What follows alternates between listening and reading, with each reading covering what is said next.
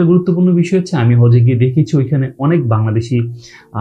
সবাইকে তো আলেম বলা যায় না, বাট হজে তো সবাই দাড়ি টুপি পাঞ্জাবি থাকে, অনেকে দেখছি তারাও আসলে মরিয়ম ফুল সংগ্রহ করছেন। এবং ওইখানে মানে আপনি যদি মক্কায় যান, আপনার মক্কা, মদিনা এবং যে গুরুত্বপূর্ণ জায়গাগুলোতে নেওয়া হয় মানুষদেরকে ঘোরার জন্য, যেমন বদর, তারপর হচ্ছে উহুদ, তারপর হচ্ছে বিভিন্ন খেজুর বাগান, তারপর হচ্ছে বিভিন্ন যে ভিজিটিং স্পটগুলো থাকে, ঐতিহাসিক জায়গাগুলো থাকে, এবং মক্কা মদিনার আশেপাশেও মরিয়ম ফুল বিভিন্ন দোকানে দেখতে পাওয়া যায়, কারণ এটা বিক্রি হয়। তো এবং অনেকে এটাকে রিলেট করে হজরত মরিয়ম আলাইহি ওয়াসাল্লামের সাথে, যে তিনি যখন সন্তান জন্ম দান করেছেন, এই মরিয়ম ফুলের পানি পান করেছেন, এই মরিয়ম ফুল ব্যবহার করেছেন, যেটা 100% একটা কুসংস্কার। এই বিষয়গুলো